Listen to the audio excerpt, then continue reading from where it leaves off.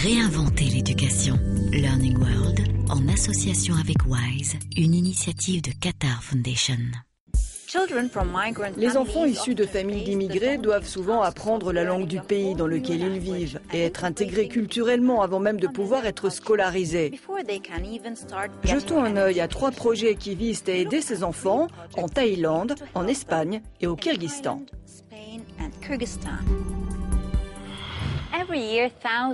Chaque année, des milliers de familles birmanes émigrent en Thaïlande. Mais pour les enfants, en particulier ceux issus de familles entrées illégalement, la scolarisation était jusqu'ici quasiment impossible.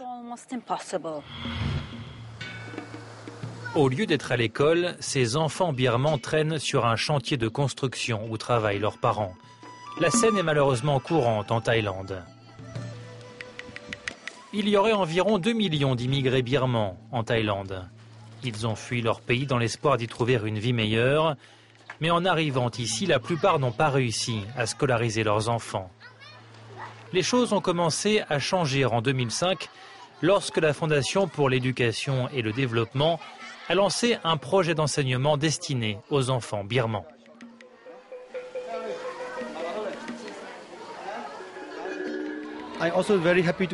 Je suis aussi heureux de constater que certains de nos enfants travaillent aujourd'hui dans des restaurants ou des hôtels. Ils sont bilingues, ils parlent le thaï et l'anglais. Ils savent se servir d'ordinateur, ils ont plein d'autres compétences. Ils connaissent aussi, grâce à nos cours, la situation politique en Birmanie. C'est important pour eux de savoir ce qui se passe dans leur société.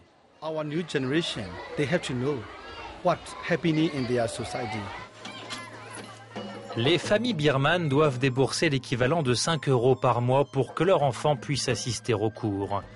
500 enfants et adolescents de 3 à 18 ans fréquentent les centres de la Fondation pour l'éducation et le développement. Parmi eux, Thu Nang Lin, il vient ici depuis l'âge de 10 ans.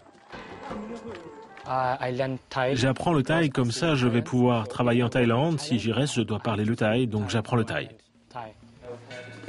Ici, les enfants birmans apprennent le thaï, l'anglais ou encore les mathématiques. En 2006, une centaine d'entre eux ont été autorisés à intégrer les écoles publiques thaïlandaises. Mais la plupart ont rencontré des difficultés d'adaptation. Les problèmes étaient liés principalement aux différences de culture et de langage. Les élèves birmans et thaïlandais ne se comprenaient pas. Ils ne jouaient pas ensemble. Les parents ont donc préféré que leurs enfants reviennent étudier dans les centres. Personne ne sait combien de temps ces enfants vont vivre en Thaïlande, mais grâce à la Fondation pour l'éducation et le développement, beaucoup d'entre eux ont aujourd'hui la chance de pouvoir recevoir un enseignement. Aider les enfants d'immigrés à intégrer un nouvel environnement social et scolaire n'est pas chose aisée. En Espagne, cette école qui regroupe 60% d'élèves d'origine étrangère enseigne de manière amusante les savoirs essentiels aux enfants. Regardons cela de plus près.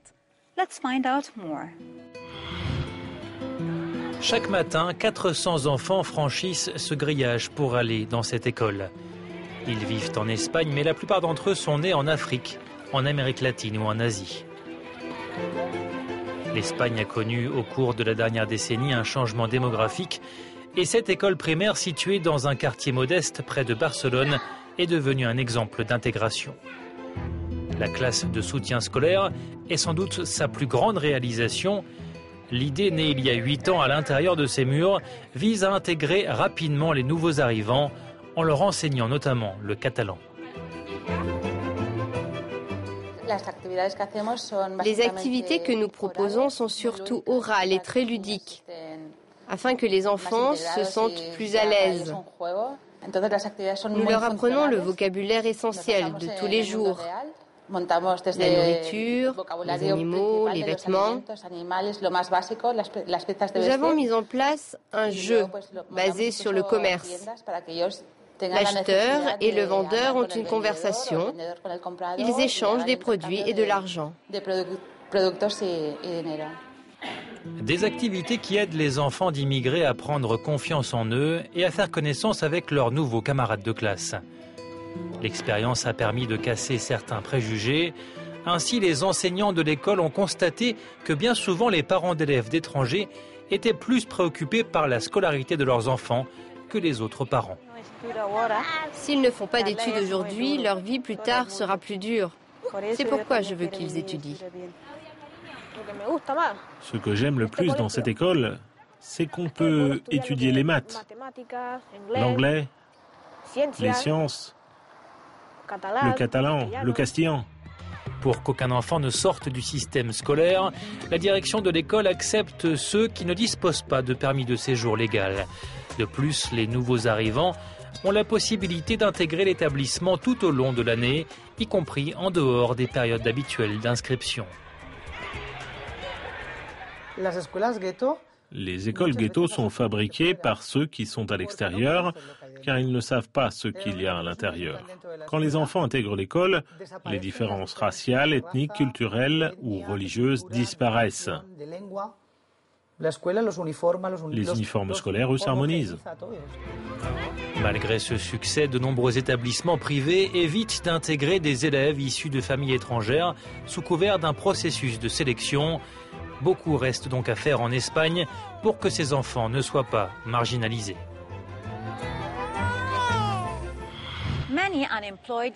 Au Kirghizstan, de nombreux jeunes au chômage partent à l'étranger pour y trouver un emploi. Le gouvernement finance aujourd'hui des formations professionnelles pour aider des centaines de jeunes Kirghizes à trouver un travail dans les pays voisins comme la Russie. Reportage à Osh.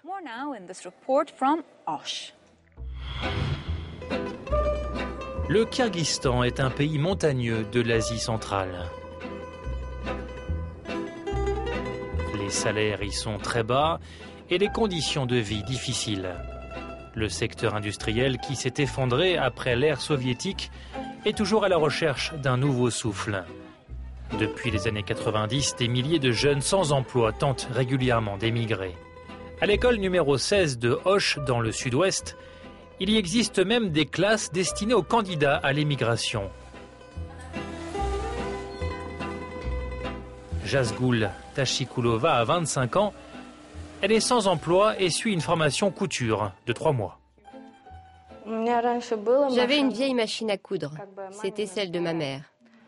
J'ai appris à m'en servir et maintenant je sais coudre normalement. Je vais pouvoir ouvrir mon propre commerce et envoyer de l'argent à mes parents. Une couturière au Kirghizstan peut espérer gagner environ 70 € par mois. Jazgoul, elle, aimerait gagner 10 fois plus.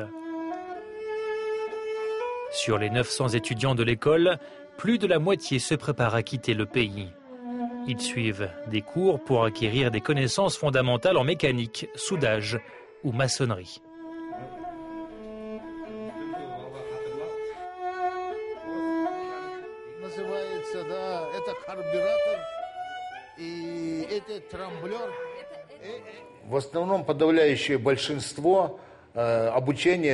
La majorité de notre programme d'enseignement pour les personnes sans emploi est financé par le gouvernement. Car ces gens n'ont pas d'argent pour se payer des formations. C'est pourquoi le gouvernement paye. Le Kazakhstan et la Russie sont les destinations les plus demandées. Cette politique d'encouragement au départ a ses avantages. Selon le gouvernement, les migrants, en envoyant de l'argent à leur famille, contribuent à booster l'économie. Mais à terme, le pays ne risque-t-il pas de perdre une génération entière de travailleurs qualifiés ? Le ministre de l'Éducation minimise. Généralement, ces personnes partent pour une courte période. Maximum pour 5 ans. Et ensuite, ils reviennent. C'est l'objectif de Ruslan Bakhtibayev. Cet étudiant kirghize de 19 ans vit dans la résidence très spartiate de l'école numéro 16. Il étudie depuis 3 ans les techniques de construction et aujourd'hui, il suit une formation sur 3 mois.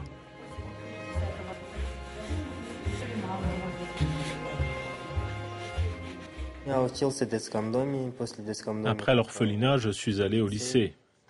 Et ensuite, je suis venu ici pour faire une formation. Mon rêve est d'aller en Russie pour travailler, gagner de l'argent, puis de revenir au Kirghizstan et fonder une belle famille.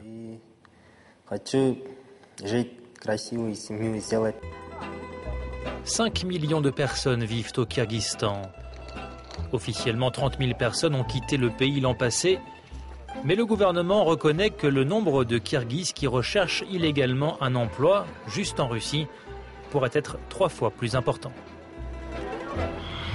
N'oubliez pas de nous faire partager vos idées concernant l'éducation des enfants de travailleurs immigrés. À la semaine prochaine. Learning World, en association avec WISE, une initiative de Qatar Foundation.